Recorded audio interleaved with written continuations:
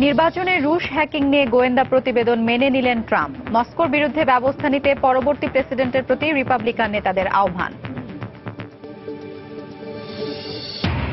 যুক্তরাষ্ট্রের মূল ভূখণ্ডে হামলার উপযোগী ব্যালিস্টিক ক্ষেপণাস্ত্র পরীক্ষা আসন্ন, আবারও বলল উত্তর কোরিয়া। পিয়ংইয়ং এর বিরুদ্ধে কঠোর নিষেধাজ্ঞার হুমকি সিউলের। জেরুজালেমে লরি হামলার পর ফিলিস্তিনিদের চলাচলে কড়াকড়ি আরোপ ইসরায়েলের। হামলার প্রশংসা করে হামাসের আনন্দ র্যালি। এবং জম্মু কাশ্মীরে আবারও সন্ত্রাসী হামলা, ৩ ভারতীয় সেনা নিহত। হামলাকারীদের ধরতে সাঁড়াশি অভিযান।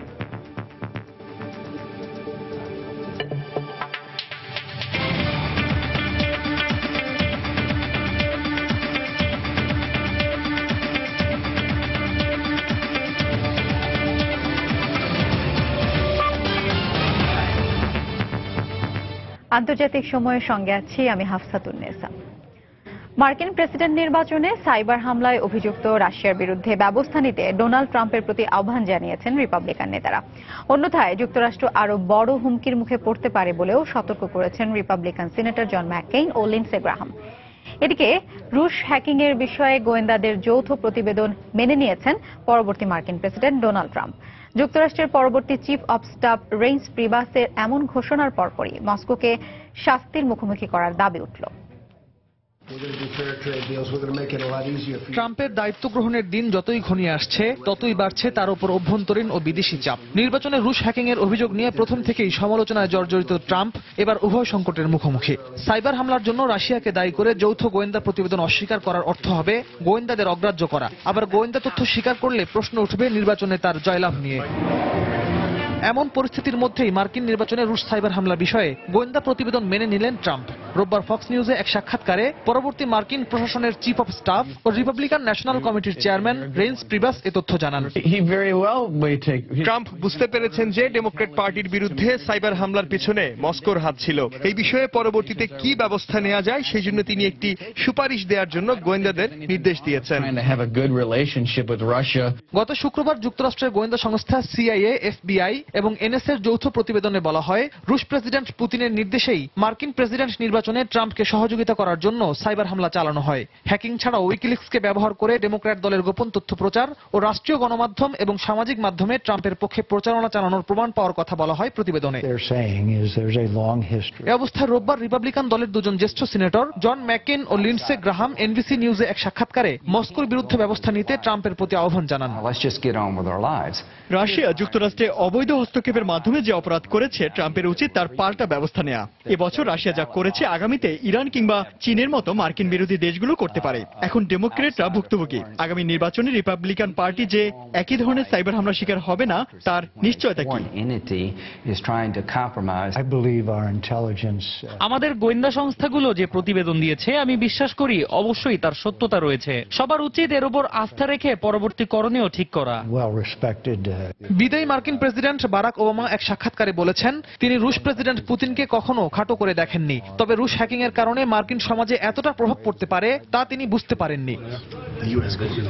এদিকে ট্রাম্পের অন্তর্বর্তী প্রশাসনের সঙ্গে নিউ ইয়র্কে বৈঠক করেছেন ব্রিটিশ পররাষ্ট্রমন্ত্রী বরিস জনসন। প্রথমবারের মতো বাইরের কোনো দেশের প্রতিনিধির সঙ্গে পরবর্তী প্রশাসনের এই বৈঠকে ইতিবাচক ও খোলামেলা আলোচনা হয়েছে বলে জানায় কর্তৃপক্ষ। রিয়াদুল ইসলাম, সময় সংবাদ।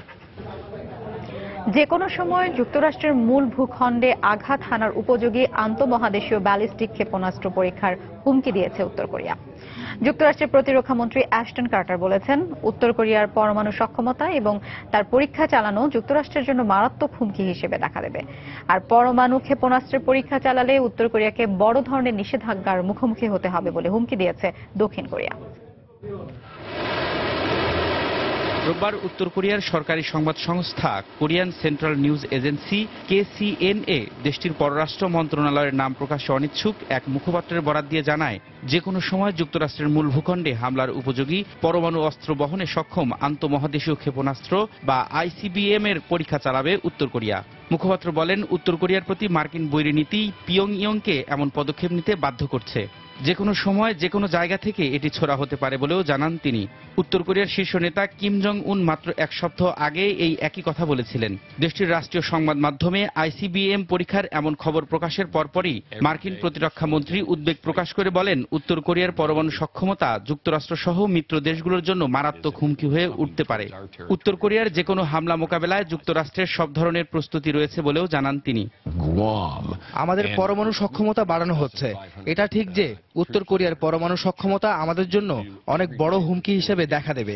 উত্তর কোরিয়ার যে কোনো হামলা মোকাবেলায় দক্ষিণ কোরিয়া, জাপান সহ মিত্র দেশগুলোতে 28,000-এরও বেশি সেনা ও ক্ষেপণাস্ত্র মোতায়েন রয়েছে আমাদের। উত্তর কোরিয়ার আন্তঃমহাদেশীয় পরমাণু ক্ষেপণাস্ত্র পরীক্ষা চালালে বড় ধরনের নিষেধাজ্ঞার মুখোমুখির হুমকি দিয়েছে দক্ষিণ কোরিয়া। উত্তর কোরিয়া বরাবরই এই অঞ্চলের শান্তি প্রক্রিয়ায় ব্যাঘাত ঘটাচ্ছে। তারা যদি আইসিবিএম কর্মসূচি পরীক্ষা চালায় তাহলে এর সমুচিত জবাব দেওয়া হবে। পাশাপাশি তারা আন্তর্জাতিক সম্প্রদায়ের বড় ধরনের চাপের মুখেও পড়বে। তবে এসব চাপ উপেক্ষা করেই বিগত বছরগুলোতে পরমাণু ও ক্ষেপণাস্ত্র কর্মসূচি উন্নয়ন অব্যাহত রেখেছে উত্তর কোরিয়া। গেল বছর বেশ কটি ব্যালিস্টিক ক্ষেপণাস্ত্রের পরীক্ষা চালায় তারা। তবে পশ্চিমা বিশেষজ্ঞদের ধারণা, যুক্তরাষ্ট্রে আঘাত হানার মতো পারমাণবিক ক্ষেপণাস্ত্র তৈরির পর্যায়ে আসতে উত্তর কোরিয়ার এখনো কয়েক বছর লাগবে। রবিউল ইসলাম আওলাদ, সময় সংবাদ। জেরুজালেমে ইসরায়েলি সেনাদের ওপর লরি হামলার ঘটনায় ফিলিস্তিনি নাগরিকদের চলাচলে কড়াকড়ি আরোপ করেছে ইসরায়েল। এর আগে হামলাকারী আইএসের সমর্থক বলে দাবি করেন দেশটির প্রধানমন্ত্রী বিনিয়ামিন নেতানিয়াহু। এই ঘটনার পর হামলাকারীর পরিবারের সদস্য সহ 9 জনকে আটক করেছে পুলিশ। তবে হামলার প্রশংসার পাশাপাশি উল্লাস করে র্যালি করেছে ফিলিস্তিনি সশস্ত্র গোষ্ঠী হামাস। রোববার দক্ষিণাঞ্চলীয় পূর্ব জেরুজালেমের ইসরায়েলি আরমন হানেতিভ এলাকায় ওল্ড সিটি অব জেরুজালেম পরিদর্শনে আসে একদল ইসরায়েলি সেনা। এ সময় বাস থেকে নামতেই তাদের ওপর দ্রুতগতিতে ট্রাক তুলে দেয় এক ফিলিস্তিনি। এতে ঘটনাস্থলে 4 জন নিহত হয়। এছাড়া আহত হয় বেশ কয়েকজন। পুলিশ জানায় ইচ্ছাকৃতভাবেই ওই ফিলিস্তিনি এ হামলা চালিয়েছে। নিঃসন্দেহে এটি একটি সন্ত্রাসী হামলা। হত্যার উদ্দেশ্যে এই হামলা চালানো হয়েছে। আমাদের সেনাদের গুলিতে হামলাকারী নিহত হয়েছে। পাশাপাশি এ ধরনের হামলা যেন আর না হয় সে ব্যাপারে সজাগ রয়েছি আমরা। আমি পাশেই দাঁড়িয়েছিলাম। নিরাপত্তা বাহিনীর সদস্যরা বাস থেকে নামা মাত্রই ট্রাকটি তাদের গায়ের ওপর তুলে দেয়। এরপর সেনাবাহিনী ট্রাকটি লক্ষ্য করে গুলি শুরু করলে হামলাকারী নিহত হয়। হামলার কিছুক্ষণ পরেই ঘটনাস্থল পরিদর্শনে যান ইসরায়েলি প্রধানমন্ত্রী বেনিয়ামিন নেতানিয়াহু। পরে সাংবাদিকদের তিনি বলেন, ফাদি আহমেদ হামদান নামের ওই ফিলিস্তিনি আইএসের সমর্থক ছিলেন। আমরা হামলাকারীর পরিচয় শনাক্ত করতে পেরেছি। সে আইএসের সমর্থক। আইএসের প্রতি অনুপ্রাণিত হয়েই এই হামলা চালিয়েছে। এ বিষয়ে পদক্ষেপ গ্রহণের জন্য আমাদের প্রতিরক্ষা মন্ত্রীর সঙ্গে আলোচনা করব। তবে হামলাকারীর চাচা জানান, এটি হামলা নাকি দুর্ঘটনা তা খতিয়ে দেখা দরকার। এরই মধ্যে ইসরায়েল অধিকৃত পূর্ব জেরুজালেমে নিহত ফিলিস্তিনি তরুণের গায়েবানা জানাজা অনুষ্ঠিত হয়েছে। আমরা জানি না এটি হামলা নাকি দুর্ঘটনা। এই ঘটনার 1 ঘন্টা পরেই ইসরায়েলি সেনারা আমাদের বাড়িঘর ধ্বংস করে দিয়েছে। আমাদের কয়েকজনকে আটক করেও নিয়ে গেছে তারা। হামলার পরই জেরুজালেম জুড়ে নিরাপত্তা জোরদার করেছে ইসরায়েলি কর্তৃপক্ষ। ফিলিস্তিনি নাগরিকদের চলাচলে কড়াকড়ি আরোপের পাশাপাশি আরও সন্ত্রাসী হামলার আশঙ্কায় ওই এলাকায় গাড়ি চলাচল শিথিল করা হয়েছে। এদিকে এ হামলার ভূয়সী প্রশংসার পাশাপাশি উল্লাস প্রকাশ করেছে ফিলিস্তিনের ইসলামী সশস্ত্র গোষ্ঠী হামাস।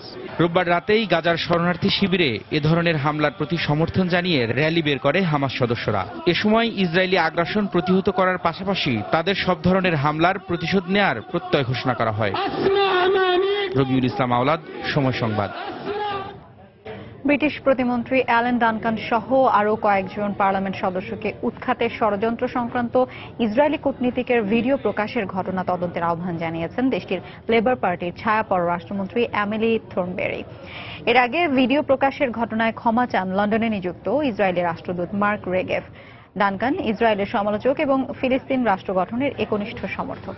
গত বছরের অক্টোবরে গোপন ক্যামেরায় ওই ভিডিওটি ধারণ করা হয়। সেখানে দেখা যায় ইসরায়েলি দূতাবাসের কর্মকর্তা শাই মাসুদ ব্রিটিশ শিক্ষামন্ত্রী রবার্ট হাফলনের সহযোগী মারিয়া স্ট্রিজোলোর সঙ্গে এক রেস্তোরাঁয় কথা বলছেন। কাতার ভিত্তিক সংবাদ মাধ্যম আল জাজিরা ভিডিওটি প্রকাশ করে। মারিয়া ফ্রেন্ডস অব ইসরায়েলের রাজনৈতিক পরিচালক ও গোপন প্রতিবেদক। সব কূটনৈতিক শিষ্টাচার ভঙ্গ করে মাসুদকে কয়েকজন ব্রিটিশ এমপি সম্পর্কে অগ্রহণযোগ্য মন্তব্য ও উৎখাতের বিষয়ে কথা বলতে শোনা যায়।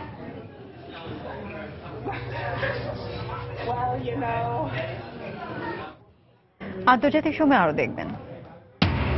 মধ্যপ্রাচ্যে কুর্দি বিদ্রোহীদের প্রভাব ঠেকাতে যে কোনো ব্যবস্থা নেওয়ার হুঁশিয়ারি তুরস্কের। মসুলের আরও কিছু এলাকা আইএস মুক্ত করার দাবি যৌথ বাহিনীর।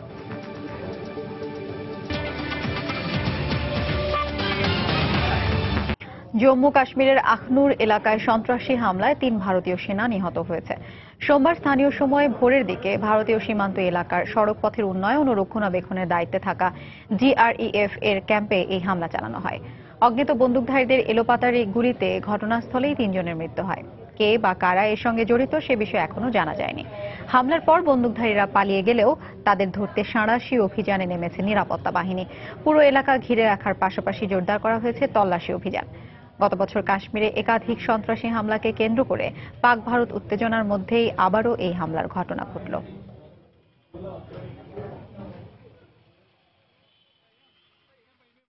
মিয়ানমারের রাখাইনে সামরিক বাহিনীর নির্যাতনে আরও 2 রোহিঙ্গা মুসলিমের মৃত্যু হয়েছে। রাজ্যের উত্তরাঞ্চলে সামরিক বাহিনীর তল্লাশি ও ধরপাকড় অভিযানের সময় বুথিদাউং গ্রামে এই হত্যার ঘটনা ঘটে বলে জানায় গণমাধ্যম। নতুন ওই অভিযানে অন্তত 300 রোহিঙ্গাকে আটক করা হয় বলে জানায় ইরানের প্রেস টিভি। এখনও 3 নারী নিখোঁজ রয়েছে। বেশ কয়েকজন নারীর উপর নির্যাতন চালানো হয় বলে অভিযোগ পাওয়া গেছে।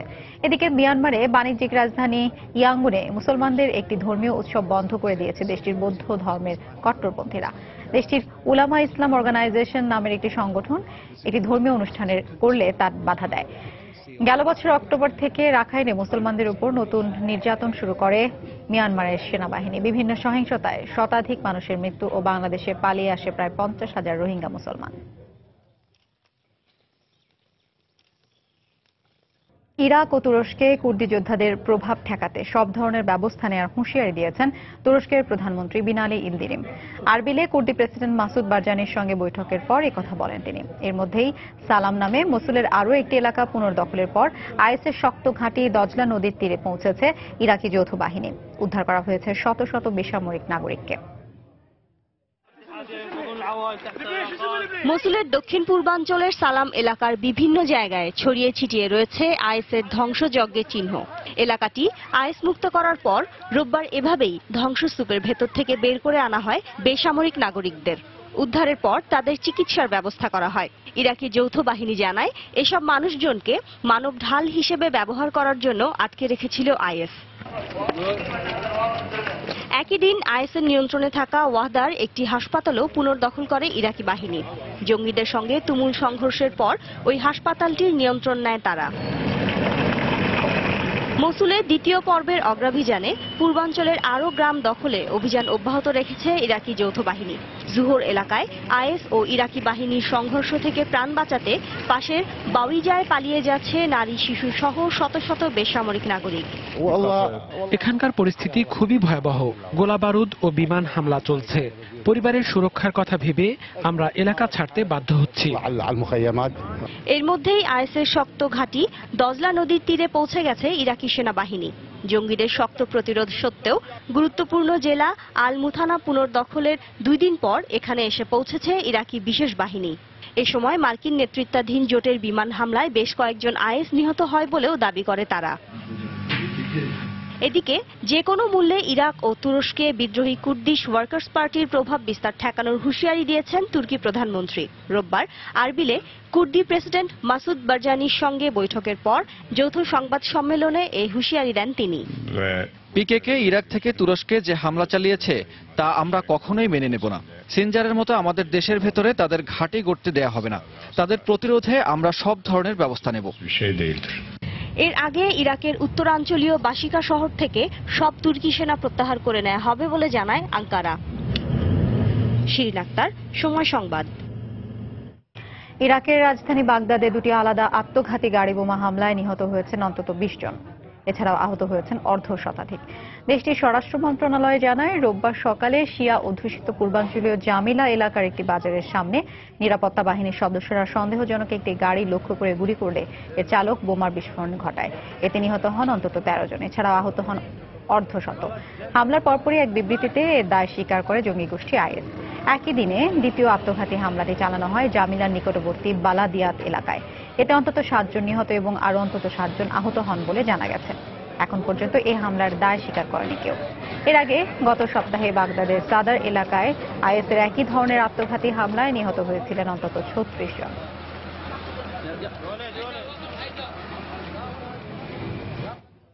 কেবল যুক্তরাষ্ট্রই আইএসের বিরুদ্ধে লড়াই চালিয়ে যাচ্ছে উল্লেখ করে সিরিয়ার সংকট নিরসনে এ পর্যন্ত রাশিয়ার অবদান শূন্য বলে মন্তব্য করেছেন মার্কিন প্রতিরক্ষামন্ত্রী অ্যাশটন কার্টার। সন্ত্রাস ও সন্ত্রাসী দমনে সিরীয় সেনাবাহিনী সঠিক পথেই রয়েছে উল্লেখ করে শিগগিরই দেশের অন্যান্য শহর ও বিদ্রোহীদের কাছ থেকে পুনর্দখল করা হবে বলে আশা প্রকাশ করেছেন দেশটির প্রেসিডেন্ট বাশার আল আসাদ। এদিকে সিরিয়ায় যুদ্ধবিরতির সুযোগ নিয়ে বিদ্রোহী সন্ত্রাসী গোষ্ঠী নতুন করে সংগঠিত হতে পারে বলে আশঙ্কা প্রকাশ করেছেন ইরানের শীর্ষ নিরাপত্তা কর্মকর্তা। সিরিয়া জুড়ে যুদ্ধবিরতির মধ্যেই রোববার বিদ্রোহীদের অবস্থানে নতুন করে বিমান হামলা শুরু করে সিরীয় বাহিনী। দামেস্কের উপকণ্ঠে দেশটির প্রধান পানি সরবরাহ কেন্দ্র ওয়াদা বারাদার ক্ষতিগ্রস্ত পাম্প মেরামত করতে প্রকৌশলী দল সেখানে পৌঁছালে বিদ্রোহীরা তাদের লক্ষ্য করে গুলি ছোড়ে বলে অভিযোগ পাওয়া যায়। এর জবাব দিতেই রোববার সকাল থেকে এলাকাটিতে বিদ্রোহীদের লক্ষ্য করে বিমান হামলা চালানো হয়। এমন ভঙ্গুর যুদ্ধবিরতির মধ্যেই সিরিয়ার হোমস প্রদেশে সরকারের কাছে অস্ত্র সমর্পণ করে সাধারণ ক্ষমার আবেদন করেছে অন্তত 130 বিদ্রোহী। রোববার অনলাইনে প্রকাশিত এক ছবিতে সারিবদ্ধভাবে দাঁড়িয়ে এসব বিদ্রোহীকে অস্ত্র জমা দিতে দেখা যায়। সরকারের প্রতিশ্রুতি অনুযায়ী আত্মসমর্পণের বিনিময়ে এই বিদ্রোহীদের সাধারণ ক্ষমার আওতায় এনে তাদের নাগরিকত্ব ফিরিয়ে দেওয়া হবে বলে জানায় কর্তৃপক্ষ। এদিকে রোববার এক টেলিভিশন সাক্ষাৎকারে মার্কিন প্রতিরক্ষামন্ত্রী অ্যাশটন কার্টার দাবি করেন জঙ্গি গোষ্ঠী আইএসের বিরুদ্ধে প্রথম থেকেই একা যুক্তরাষ্ট্র লড়াই চালিয়ে আসছে। সিরিয়ায় সন্ত্রাস দমনে রাশিয়া ব্যাপক সফলতা অর্জন করেছে বলে দাবি করলেও বাস্তবে সেখানে রাশিয়ার কোনো অর্জনই নেই বলেও মন্তব্য করেন কার্টার। তারা সিরিয়ায় এসেই ঘোষণা দিয়েছিল আইএস নির্মূলে এবং সিরিয়ার গৃহযুদ্ধ বন্ধে কাজ করবে রুশ সেনারা, কিন্তু বাস্তবতা হচ্ছে এর কোনোটি এখনো পর্যন্ত তারা করতে সক্ষম হয়নি। যদিও সিরিয়ার প্রেসিডেন্ট বাশার আল আসাদ দাবি করেছেন সিরিয়ায় সন্ত্রাস দমন এবং শান্তি প্রতিষ্ঠায় সঠিক পথেই রয়েছে সরকারি বাহিনী। রোববার একটি ফরাসি টেলিভিশনকে দেয়া সাক্ষাৎকারে আসাদ বলেন আলেপ্পোর মতো বিদ্রোহী নিয়ন্ত্রিত সিরিয়ার অন্যান্য শহর ও এলাকাও আগামী দিনগুলোতে পুনর্দখল করা হবে। আলেপ্পো পুনর্দখলকে আমরা এখনো বিজয় হিসেবে মনে করি না। আমাদের আসল বিজয় অর্জন হবে তখনই যখন পুরো সিরিয়া সরকারি বাহিনীর নিয়ন্ত্রণে আসবে। আমরা জয়ের রাস্তাতেই আছি, আশা করছি শিগগিরই আমাদের চূড়ান্ত জয় হবে।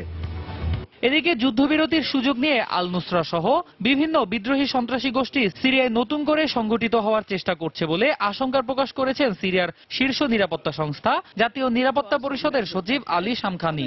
রোববার দামেস্কে সিরিয়ায় জাতীয় নিরাপত্তা ব্যুরো প্রধান মেজর জেনারেল আলী মামলুর সঙ্গে সাক্ষাৎ শেষে সাংবাদিকদের এই আশঙ্কার কথা জানান তিনি। অন্যয় কর্মকার, সময় সংবাদ। ইয়েমেনের বাব আল মান্দিব প্রণালীতে গেল 2 দিনে হাউথি আনসারুল্লাহ বাহিনী ও প্রেসিডেন্ট হাদি সমর্থক সেনাদের মধ্যে সংঘর্ষে প্রায় 70 সেনা নিহত হয়েছে, আহত হয়েছেন আরো অন্তত 70 জন। স্থানীয় সংবাদ মাধ্যম জানায় গেল শনিবার উপকূলীয় জেলা ধুবাব দখলে অভিযান চালায় প্রেসিডেন্ট আব্দুরাব্বু মানসুর হাদি সমর্থক সেনারা। এ সময় হাদি সমর্থকদের সঙ্গে হাউথি আনসারুল্লাহ বাহিনীর তুমুল সংঘর্ষ হয়। এতে হাদি অনুগত সেনা কমান্ডার সহ দুপক্ষের বেশ কয়েকজন যোদ্ধা নিহত হন। সংঘর্ষে বিপুল পরিমাণ অস্ত্র ও যুদ্ধ সরঞ্জামও ধ্বংস হয়। এরপর দিন রোববার সানা, সাদা, মারিব এবং তাইজ প্রদেশে বিমান হামলা চালায় সৌদি নেতৃত্বাধীন জোট। এসব হামলায় বেশ কয়েকজন হতাহতের পাশাপাশি বহু আবাসিক ভবন ধ্বংস হয় বলে জানা গেছে।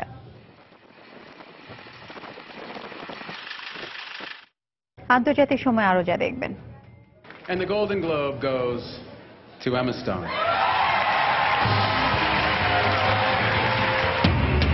গোল্ডেন গ্লোবসে মিউজিক্যাল কমেডি লা লা ল্যান্ডের জয় জয়কার, সব রেকর্ড ভেঙে 7 ক্যাটাগরিতে পুরস্কার লাভ।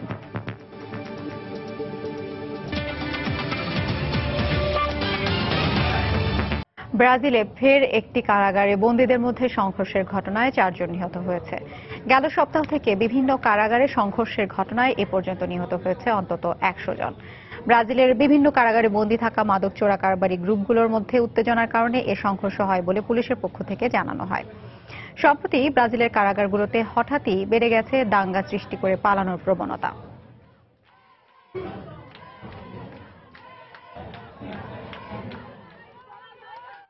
বিশ্বের বিভিন্ন দেশে প্রাকৃতিক দুর্যোগের কারণে নানা ক্ষয়ক্ষতির পাশাপাশি প্রাণহানির ঘটনা ঘটেছে। থাইল্যান্ড, চীন, ভারত এদের মধ্যে উল্লেখযোগ্য। এ পর্যায়ে বিভিন্ন স্থানে দুর্যোগের খবর নিয়ে ডেস্ক রিপোর্ট। থাইল্যান্ডের দক্ষিণাঞ্চলে এক সপ্তাহ ধরে চলা ভারী বর্ষণে সৃষ্ট বন্যায় মৃতের সংখ্যা বেড়ে 21 জনে দাঁড়িয়েছে। দেশটির স্বরাষ্ট্র মন্ত্রণালয় জানিয়েছে, গেল 9 দিনের বন্যায় প্লাবিত হয়েছে দক্ষিণাঞ্চলের 10টি প্রদেশের কয়েক হাজার গ্রামের ঘরবাড়ি ও রাস্তাঘাট। ক্ষতিগ্রস্ত হয়েছে অন্তত 10 লাখ মানুষ। অঞ্চলের 20টির বেশি গুরুত্বপূর্ণ সড়ক ও 60টি সেতু তলিয়ে যাওয়ায় যান চলাচল ব্যাহত হচ্ছে। এছাড়া দুর্যোগপূর্ণ আবহাওয়ার কারণে বেশ কিছু বিমানবন্দর বন্ধ ঘোষণা করা হয়েছে। বৃষ্টিপাত ও বন্যা পরিস্থিতি আরও কয়েকদিন অব্যাহত থাকবে বলে জানিয়েছে দেশটির আবহাওয়া বিভাগ। ভারতের কাশ্মীরে শৈত্যপ্রবাহ ও তীব্র তুষারপাতের কারণে বিপর্যস্ত হয়ে পড়েছে জনজীবন। ব্যাহত হচ্ছে যোগাযোগ ব্যবস্থা। পরিচ্ছন্নতা কর্মীরা বরফ পরিষ্কারের কাজ করছে। বাতিল করা হয়েছে বেশ কয়েকটি বিমানের ফ্লাইট। এদিকে ঘন কুয়াশার কারণে ভারতের লখনৌ ও নয়াদিল্লিতে ট্রেন ও বিমান চলাচল ব্যাহত হওয়ায় ভোগান্তির শিকার হচ্ছেন যাত্রীরা। চীনের বেইজিং এর পরিবেশ এখনো ভারী ধোঁয়াশায় থাকায় মাঠে নেমেছে পুলিশের পরিবেশ রক্ষাকারী দল। শিল্প কারখানা থেকে শুরু করে ব্যক্তি পর্যায়ে দূষণ কমিয়ে আনার পাশাপাশি রাস্তা থেকে পুরনো গাড়ি সরিয়ে নেওয়ার কাজ করছেন তারা। শহরের প্রধান কয়লা প্রকল্পটি বন্ধ করার পাশাপাশি কয়লা ব্যবহার 30% কমানোর প্রতিশ্রুতি দিয়েছেন বেইজিং এর ভারপ্রাপ্ত মেয়র। বাতাসে বিষাক্ত পদার্থ ভেসে বেড়ানোয় সবাইকে সতর্ক থাকার নির্দেশ দেওয়া হয়েছে। আফরিন জেরিন, সময় সংবাদ। দেখছেন আন্তর্জাতিক সময়। ফ্রান্সের প্রতিরক্ষা দফতরকে লক্ষ্য করে চালানো প্রায় 24,000 সাইবার হামলা রুখে দেওয়া হয়েছে বলে দেশটির প্রতিরক্ষা মন্ত্রণালয়ের পক্ষ থেকে জানানো হয়েছে। রোববার এক বিবৃতিতে একথা জানান ফরাসি প্রতিরক্ষা মন্ত্রী জন-ভেস লা ড্রিয়ান।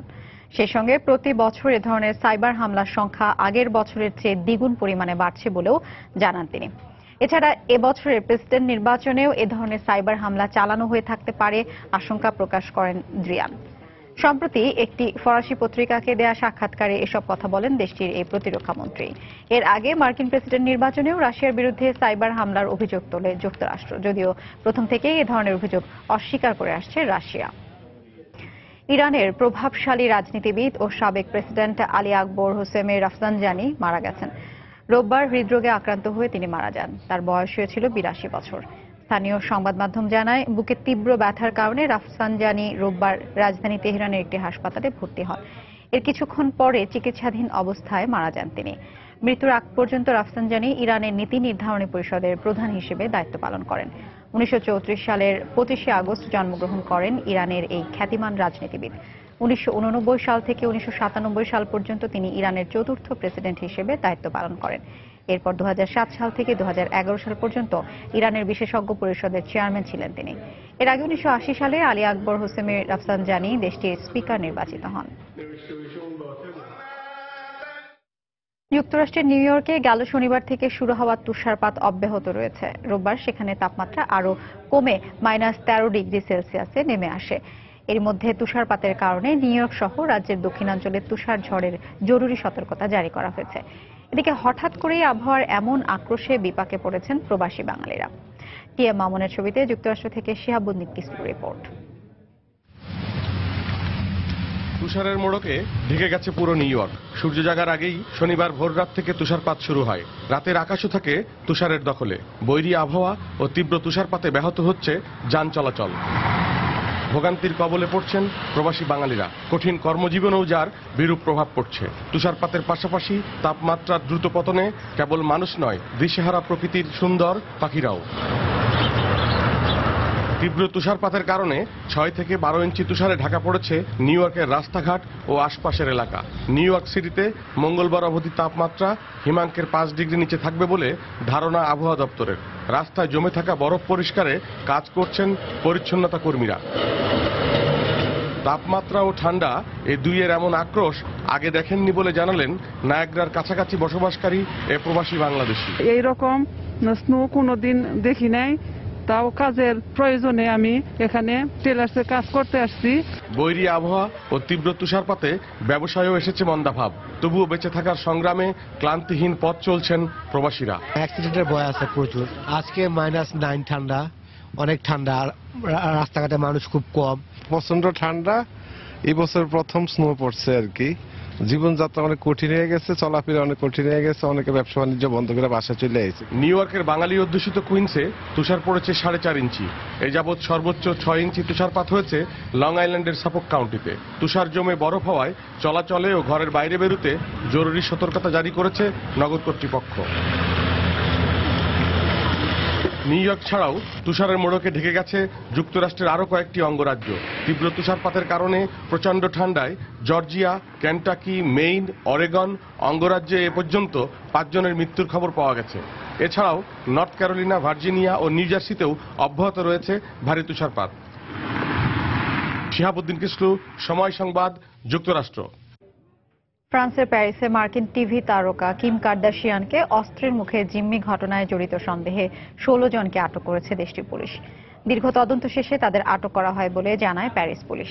পুলিশের এক মুখপাত্র জানান, কিম কার্দাশিয়ানের উপর হামলার ঘটনায় সংগ্রহ করা ডিএনএর সঙ্গে জড়িতদের ডিএনএর মিল খুঁজে পাওয়ায় তাদের আটক করা হয়। গেল বছরের অক্টোবরে ফ্রান্সের একটি বিজ্ঞাপন চিত্রের শুটিংয়ে প্যারিস যান কিম কার্দাশিয়ান। পরে প্যারিসের একটি হোটেলে একদল অস্ত্রধারী তার উপর হামলা চালায়। হামলাকারীরা তার গহনা ছিনতাই করে নিয়ে যায়, যদিও পরে ছিনতাইকৃত গহনা খুঁজে পাওয়ার কথা জানায় পুলিশ।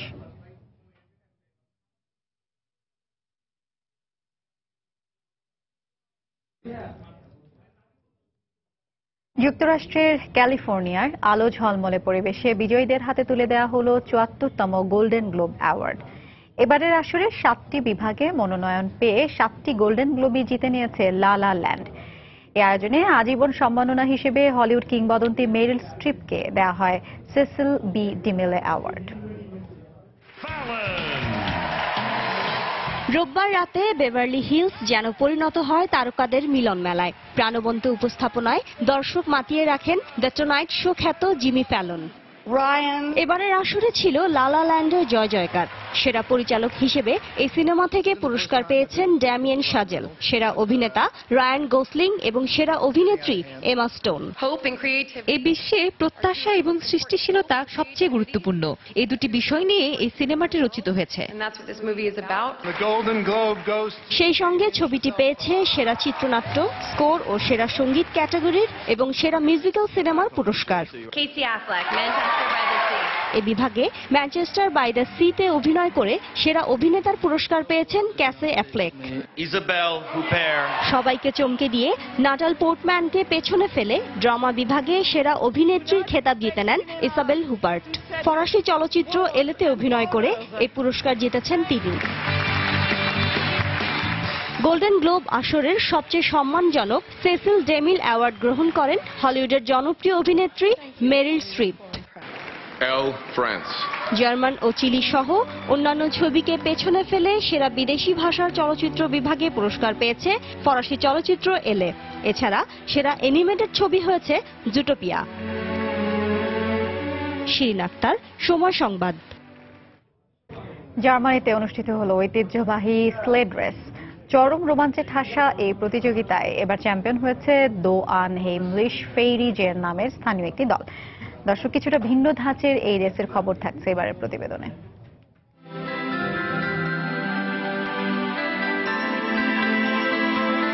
নিঃসন্দেহে চরম রোমাঞ্চকর একটি খেলা স্লেড রেস, কিন্তু উদ্দাম আর উত্তেজনায় ঠাসা থাকলেও এই রেসের প্রতিটি ভাঁজে রয়েছে বিপদ।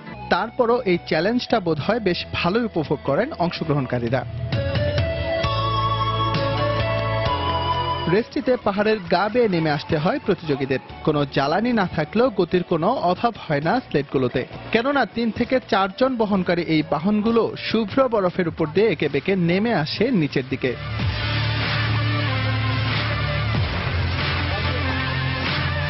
বার্ষিক এই প্রতিযোগিতায় এবার অংশ নিয়েছিল 88টি দল।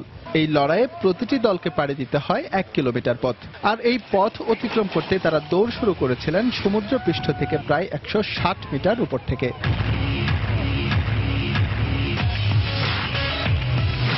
ঐতিহ্যবাহী স্লেটগুলো তৈরি করা হয় কাঠ দিয়ে, আর সেগুলোর মাথায় সংযুক্ত করা হয় পাহাড়ি ছাগলের শিংয়ের প্রতিকৃতি, যার প্রতিটি ভাঁজে লক্ষণীয় বাভারিয়ানদের সংস্কৃতি। তাই এই প্রতিযোগিতাটি বেশ উপভোগ করেন দর্শনার্থীরা। Also das Wetter heute ist Bombe. এটা সত্যি অনেক উত্তেজনাপূর্ণ খেলা। আমার মনে হয় যারা এটা খেলে তারা সত্যি সাহসী। এছাড়া দর্শকদের কাছেও খেলাটি অনেক উপভোগ্য। আজকের আবহাওয়া বেশ ভালো, এই খেলার উপযোগী। একটু ঠান্ডা বেশি হলেও তাতে আমার মনে হয় না কোনো সমস্যা হচ্ছে। গার্মেশ পার্টেন কির্শেনের বাইরের অনেক প্রতিযোগী অংশ নিল, এবার চ্যাম্পিয়ন হয়েছে দো আনহেমলিশ ফেরিজের নামের স্থানীয় একটি দল। এস এম ইকবাল, সময় সংবাদ। এ পর্যায়ে আবারও জানিয়ে দিচ্ছি আন্তর্জাতিক সময় শীর্ষ সংবাদগুলো। নির্বাচনে রুশ হ্যাকিং নিয়ে গোয়েন্দা প্রতিবেদন মেনে নিলেন ট্রাম্প। মস্কোর বিরুদ্ধে ব্যবস্থা নিতে পরবর্তী প্রেসিডেন্টের প্রতি রিপাবলিকান নেতাদের আহ্বান। যুক্তরাষ্ট্রের মূল ভূখণ্ডে হামলার উপযোগী ব্যালিস্টিক ক্ষেপণাস্ত্র পরীক্ষা আসন্ন, আবারও বলল উত্তর কোরিয়া। পিয়ংইয়ং এর বিরুদ্ধে কঠোর নিষেধাজ্ঞার হুমকি সিউলের। জেরুজালেমে লরি হামলার পর ফিলিস্তিনিদের চলাচলে কড়াকড়ি আরোপ ইসরায়েলের। হামলার প্রশংসা করে হামাসের আনন্দ র্যালি।